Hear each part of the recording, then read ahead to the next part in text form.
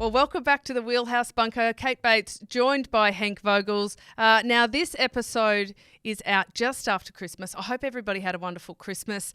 We had such an epic time in the Wheelhouse Bunker that we had to cut the show in two halves. So what we're going to do today, it's a little bit different, but we've come up with some awards. Like not your normal boring awards season awards, but something a little bit special. So I've got Henk Vogels in here to share some of his magic too as we tick through the year that's been. Before we sat down in here, we were talking about some of the most ridiculous moments from the season. Ridiculous, there have been many. And honestly, by the end of the season, you almost half forget what happened at the beginning of the season. I know, my memory's shocking So, as well. so much happens. I've put together a little list here. Some of them are a little bit unusual in true Wheelhouse style. And I want to start with what I've called the Epic Fail Award. So you might have one here, Hank, but my Epic Fail of the year goes to Edward Pradas, who mistakenly thought he'd won a stage at the Tour of Hellas.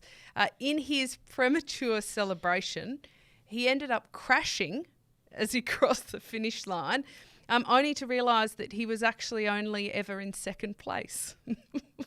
Oh, my Lord. So he didn't get the win. He didn't have a lot of skin left. That was, a bit of an epic fail. That is more than an epic fail. It's not unusual, though, for people to celebrate. Happens a bit every early. year, twice a year, I think it happens. Yeah. Somebody who doesn't realise that there's a break up the road and they'll do the fist pump. And the famous false Kathy Watt, she won her Olympic gold medal, and Johnny Longo, who came in second, thought that she'd won an Olympic gold medal. In fact, it happened at the last Olympics in the road race with Kiesenhofer up the road, and the Dutch girls thought that they were sprinting for the win. Well, another thing, I was actually at that Olympics with Kathy Watt. See, I thought we were going away from the feeling. Yeah, sorry. Digressing. Well, you know what my Epic Fail Award is? 3 letters. UCI. I think that we have a strong couch peloton who would agree with that. The next one I've got, Hank, is The Stranger's Path to Glory, right? And I've given this to, Merksy, you can probably guess which this one is. I've got nothing.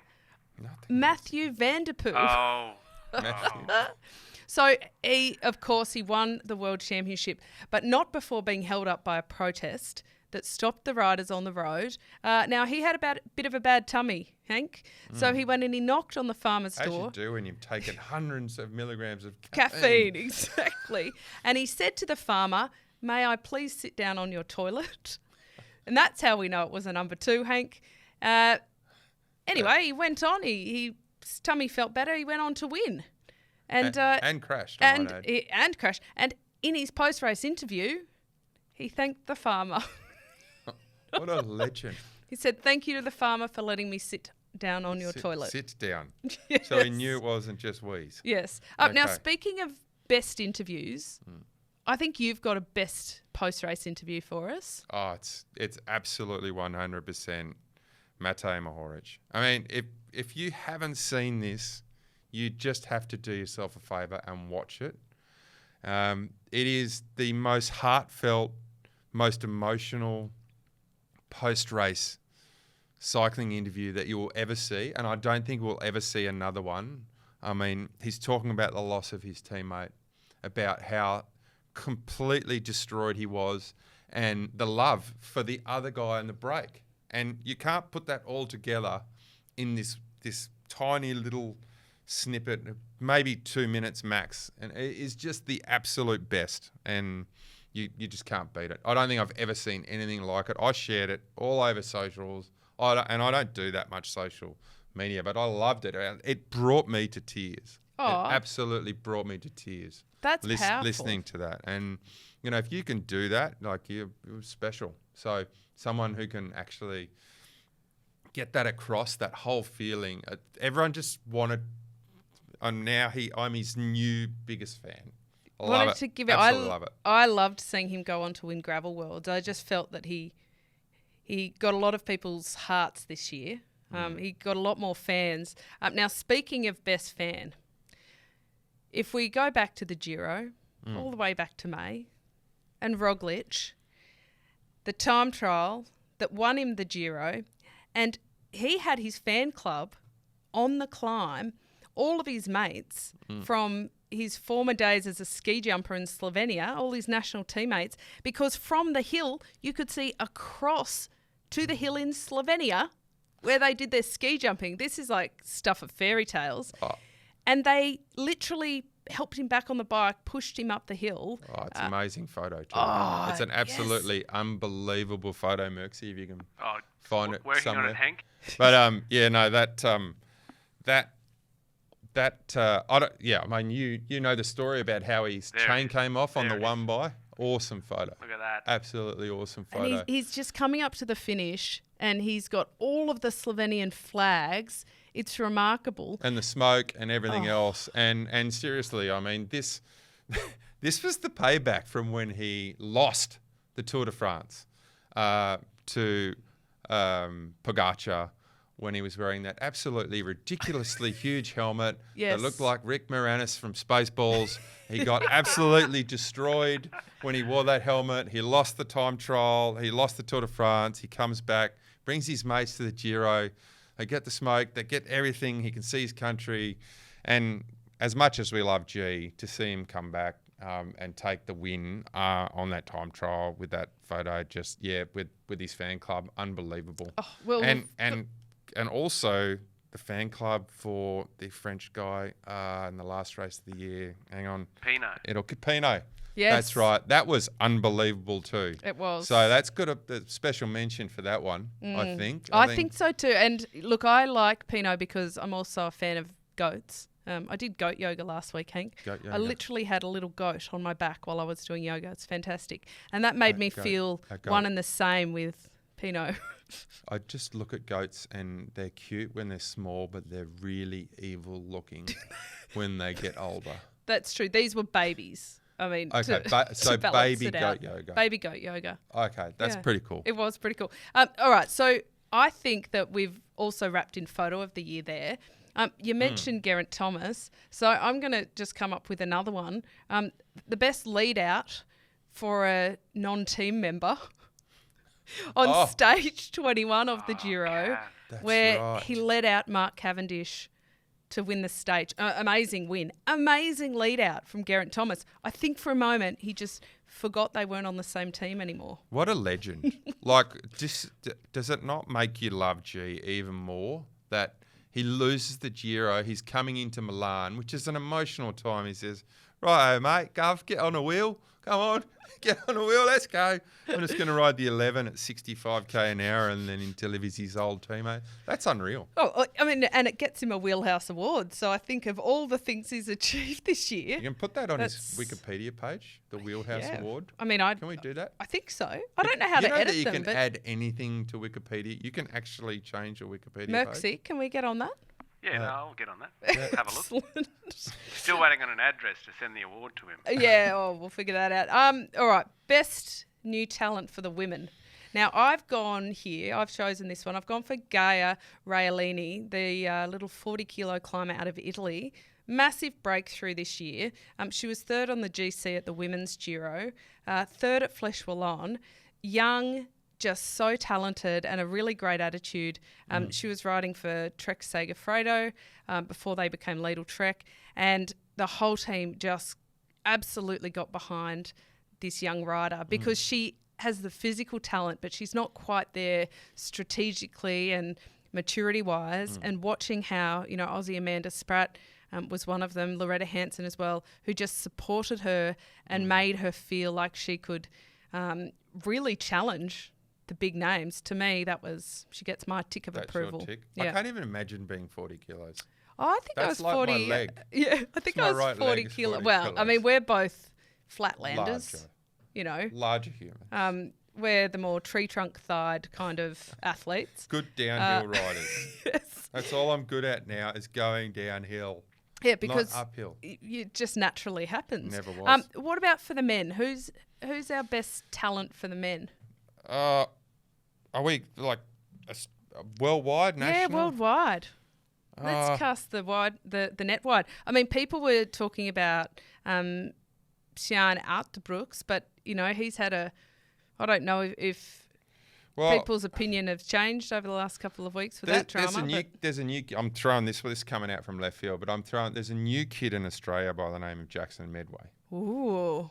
So he's. I think I'm throwing it out there, and I don't want to do the Frank Vanderbroek kiss of death or anything on him, but I've seen his numbers. He's unfortunately signed for Bridge Lane, who are a good team. He didn't sign for us, but Hello, Pat. I think he's going to be one to watch for 2024-25. Still very young, but his numbers are up there with like Ganners. Wow. Yeah, Where's and he's from Brisbane. Of course he is. He's from Brizzy. He's super talent. And I just want you to keep your eyes on him for next year. Oh. He's not with us next year, which sucks, but anyway, he's lost. Well done, Bridge Lane. Yeah, well done to Bridge Lane. Yeah, absolutely. And Paddy Shaw down there, he's doing a great job with the women's team there too. Yeah, so he's one to watch for next year. Okay, all right. He's a gun. Best ride from an Aussie international, men. Jai Hindley, Tour de France, yellow jersey. I was there that day. I was on the side of the road. 8K to go. We were watching it on our phones, on television. Could not believe. I'm West Australian, another West Australian. So for him to do that ride was absolutely unbelievable. I think we're going to see a lot more of him doing that, especially with the team he's on. I think they're going places. Bora are unbelievable. They're just getting stronger, and so that ride for him, for me, was the good one. Well, we're trying to get both he and Ben O'Connor, we call him glutesy, the glute injury. Makes sense, right? Yeah. We're trying to get them trophies not trophies, statues is what I'm looking for. Statues over in Perth, so the people can... I'll call Basil. Yeah. I did text Baz and asked him, and he didn't say no, is what I'll say. No. He didn't say yes, but he didn't say no. I'll take that as a probably. For the women, I've gone with Grace Brown because getting second at the World Championships in the time trial was just a massive realisation of this huge talent we knew that she had. And I think it just puts her in perfect condition leading into both the Classics next year and then the Olympics, because she's got her Olympic spot. Now she can be comfortable. Now she can actually ride the season that she wants to. And so that's my vote. That's a good one. Do you reckon she can win Roubaix one day? I reckon she could, yeah. I would love to see that. I think that she would need, if anything, it's possibly just about confidence because she's later to the sport. But her path to the World Tour, she's got an incredible engine. She's got a great position. She naturally sits quite back on the bike like you do on the cobbles. Really settled and strong. She's got to be someone that can do that. I mean, if she's got some good people around her and she likes riding cobbles, then if she gets some great advice, we could be looking at the next Aussie to win Roubaix. I like that. Don't you love that? I think if you like riding time trials, they are disgusting. So if you like riding a time trial, how can you not like riding Roubaix? It's different though, because it's fully technical and I know, but it's violent. They both require quite a lot of self-loathing, punishment almost. Yep, that's our sport pretty much summed up in one word. It really is, isn't it? All right, Poor Timing Award. Now, I've given this one to Demi Vollering and her team, SD Works, who decided at the Women's Vuelta to stop for a pee 30 kilometres into the race. I don't know why she didn't just go at the beginning, to be honest. 30k in, that seems a bit short. And Movistar, Annemiek van Vleuten, attacked right at that moment. And it wasn't just Vollering in the leader's jersey. It was the entire team pretty much that were out the back after a pee break. I mean, they barely had time to pull their necks back up. Henk, what do we think about that? Well, I'm a little confused because I haven't had a huge amount to do with women's cycling. So what's the rules? There are no rules. Because the ladies have to take off stuff to do what they need to do. Men don't. They can do it while they're moving. They can actually keep pedaling while they're doing. So are there rules? We've seen that a lot on the Tour de France coverage. Yeah. Are there rules? There are no rules. I mean, there's a bit of etiquette. Like I would say normally, I mean, in my day it was Ina Teutenberg. Ina was kind of the boss of the peloton. Yeah, like Chippo. And she would say pee break and everyone stop. Yeah. pee break. But there's no formal etiquette, Merksy. Well, hang on. It was kilometre 30, not 130. Well, here you go, though. A long way to go. Was it windy? It was. Oh, well, she shouldn't have been doing that. I think it was, and in fact, Ina Teutenberg, who is now the team director over at Trek, they asked her and she was like, stupid time to stop. Well, there you go. I like it. Bring it. I don't... Poor timing. I know it sounds gross, but you maybe just have to keep doing it while you're riding or something else. And look, it is a little bit more challenging for the women. And I'll add that when people ask, what motivates you, Kate? That's probably the second question. How do you pee when you're riding? You don't, folks. You stop. You stop. Yes. Yeah, see, the rules are different with the blokes. I'm sure. Yeah. It's got to be different. There have been stories of women who have gone on the bike, but that has not ended well. I'll tell you that much. No, I'm sure. I'm sure. We're going to go to the opposite end of the spectrum. Best victory celebration. Best victory celebration. Mine is Alison Jackson at the Women's Paris-Roubaix. We're very cobbled themed, aren't we? How unusual having you in here. It's okay. With her little dance. She gets off after winning. You'd think she wouldn't have a lot left. Like we saw, Matthew Heyman, he was on the floor, like his legs didn't work anymore. Not Ali Jackson. She knocked out a TikTok dance. Oh, she's a TikToker though, isn't she? She is a TikToker. She likes the TikTok. Yep. And that was a huge thing for her.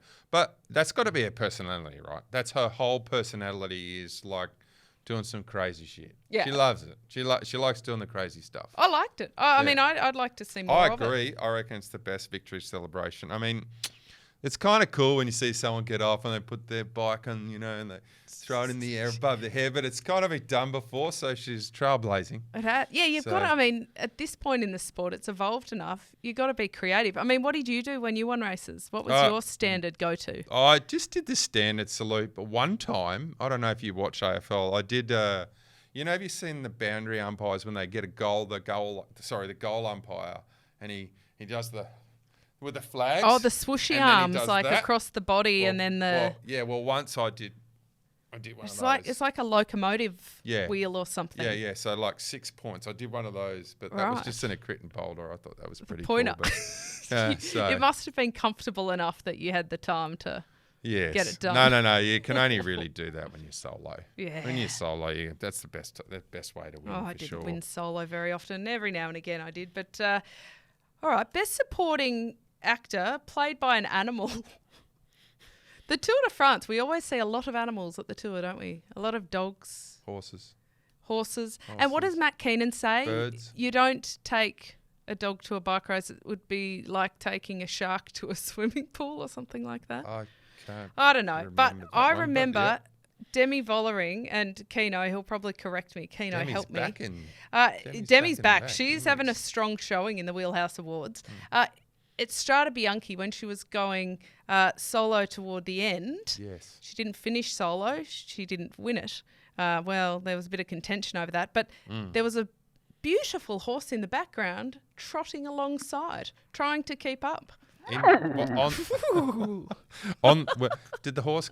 Haven't seen. It was behind her. It was very respectful. So it stayed behind. It stayed behind. That happened in a race when I was racing in the Criterium du International in 1997. A horse went in the bunch. Oh, that's another thing you can find, Merksy. I mean, I don't know how good your Googling skills are quickly, but I'll get on it, mate. But an actual horse jumped into our bunch while we were racing that race at 50k an hour, and no helmets too back then. So that doesn't win Best Supporting Actor. That's like a bad performance from the horse. It's bad. Can I tell you another quick story about animals? Oh, if there's an animal, yes. Yeah, okay. So do you remember there was a Kiwi rider, you might remember, Glenn Mitchell? Yes, I remember Glenn Mitchell. So we were raced, but they're in the Tour of New Zealand, Southland, Wellington, can't remember one. Anyway, small detail which race it was in. It was in New Zealand. So they were in a break. There was 8 of them in the break. And so there was a hill, obviously, and the road was coming around the hill. Anyway, the helicopter spooked the sheep. So they're coming up this climb, obviously not going too fast. But anyway, the helicopter scooped the sheep, scared the sheep. The sheep went over and one of the sheep landed on his back. Can you imagine a sheep? Right. What's that? It's just a sheep. Wow. I enjoyed goat yoga and having the little goat on my back, but having a sheep land on your back. No sheep were hurt in the making of that story. Okay. And no riders were hurt. But the helicopter just spooked the sheep, went down the hill, straight through the gate or whatever it was that was keeping it in, and straight off the edge. And, you the steep incline, the sheep went off and plopped landed onto on his back. So. Yeah, you have to feel for the sheep. He must have been sheeping himself. Yeah. Oh, yeah. Sorry. I can't help it. Moving on. Okay, that's a good segue. Best domestic ride from the women. Now, I'm going to hand the domestic over to you, Hank, because you are all over it. You've been at a lot of the domestic races this year as a DS in the car. So what have you seen that has been very impressive? I'm one-eyed with my team, but I must admit that the Tour of Tasmania this year, Mackenzie Copeland was unbelievable. Like, she is on her way to the stratosphere, that young lady. She rode everyone out the wheel like Pawatina. She was just the strongest. She doesn't need a team. And that's no disrespect to her team either, I might admit. She's going to be next level.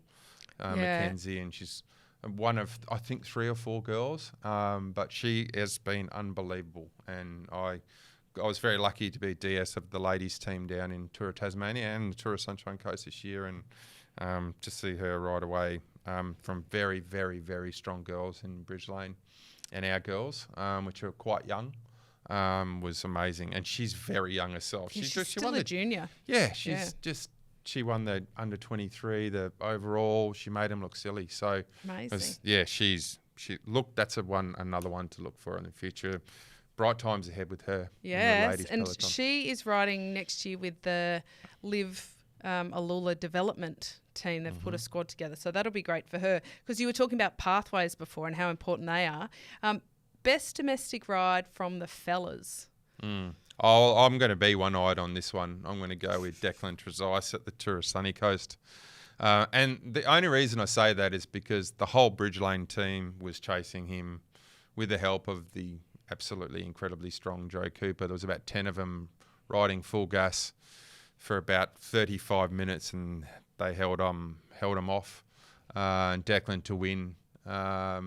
So that was unbelievable.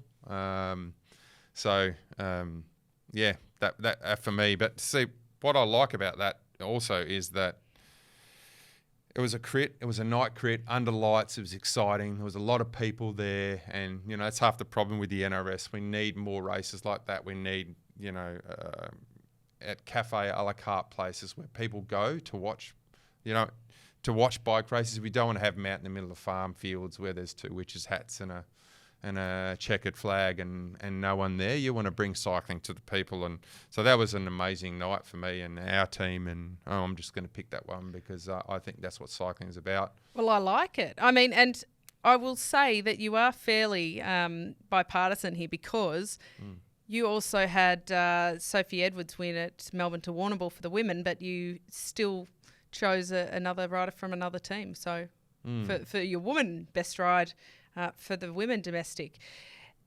Now we're coming up to our big gongs here. We're going a bit traditional now. Like we started with Epic Fail and, Matthew van der Poel. And so we're going to wrap up in a little bit more tradition because, the couch peloton, they need a little bit of serious business sometimes, Hank. I'm going to take the best ride for the women. I'm going to begrudgingly hand over best ride of the men to you because I think we would have different ones. For the women, I'm going, and this is her third appearance, Demi Vollering. Again. I know. I mean, the first one, though, was like bad timing Yeah. and about weeing. The second one was about a horse. So I think she deserves her own one here as the best rider in the World Tour. Up the Tourmalet, through the fog to win the Tour de France. Fam, she came in on that day. She was sitting in 7th place, and it was just remarkable. Goosebump moments. I get goosebumps even talking about it because to me, that was the image that I've been waiting to see in women's cycling For a long time. my whole life. I've seen that in the men. I've never seen that in the women. And that was just absolutely remarkable. Of all the things she achieved this year, I think that was a massive ride for her and also Have you for have the you sport. been up the Tourmalet? I have been up the Tour. Not on my It's bike. I've been up in a horrific. car. It's horrific. It is the most horrible climb that you can ever do. I've done it as a rider, as a cyclotourist. I work with Velo Tours who every year, and I hate that climb. So for her to win where she came from was obviously unbelievable, and it is the most epic mountain. So I love how you've picked that because it really is in folklore in our sport. It is. And It we need really to keep is. those moments, don't So we? she's now started something. Do you know what I mean? And we and myself were part of the Kathy Watts Tour de France and this Heppel, and back in the day when there was a 14-day Tour de France running concurrently with the men, which we should have now, I believe. So for her to do that is just the start of something special, and that will be folklore in women's cycling forever. It will be. Beautifully said. All right. Drum roll. This is the final of our wheelhouse, slightly wonky awards. Best ride around the world, international for the men. Okay. Well, I know this sounds like we're copying each other because we have had Van der Poel already on this segment for Van der some of the Poel, yes. Yes, Van der Poel. But Mathieu Van der Poel, as you would say it in Dutch, Van der Poel. They really like the Dutch, how they say Van der Poel, who I obviously rode with his old man. He's an absolute legend. And to win after crashing away on a wet course after 276 kilometres, I can just hear the Dutch commentators almost in tears calling that race because Henny Kuiper did it in Roubaix where he punctured 10K to go and got a wheel and still won Roubaix in the World Championship jersey. For Van der Poel, who's his dad was a legend and won classics, for him to attack the world's best riders in Pogacar, Bettiol, and Wout van Aert, and ride Wout van Aert out the wheel, to then crash in the wet and still have enough time to fix your bower up, get back on, and win solo. For me, that was the best ride. So that's folklore in world cycling now, that you can crash solo in the wet in Worlds after 5.5 hours of the hardest course for a long, long time. So for me, he wins. He definitely wins that one on that day. Oh, I like that. Merksy, I want to go to you here because I know that you have a few iconic moments, but I'm going to give you a most iconic send-off award because I can preempt, I think, what your choice might be for this one. You're talking about the cigar on the Champs-Élysées, aren't you? I am, Yes, Peter Sagan. Big fat cigar. His last Tour de France. It's perfect. It's the perfect way to go. We've had some Sagan. we've had some big retirements this year, so Massive retirements. that's a way to do it, isn't it? With a big cigar in your mouth. Yeah, I remember when that kid rocked up. I was at DS for V Australia. He won 4 stages of Tour of California by 15 lengths each. And we're like, who the hell is this skinny little kid with this little green jersey on from Cannondale who's riding with Basso? And can't believe he's gone. He's just been a mainstay of cycling for so long. What a legend he is, and was, and still is. Yep, he'll be missed, certainly in the bunker. He'll be mixed. Hank, thank you for joining us for our Christmas special. Thank Ho, you ho, for having ho. me. Thank you for having me. Hopefully I can do more of these. Yeah, I think We you'll do waffle on quite well.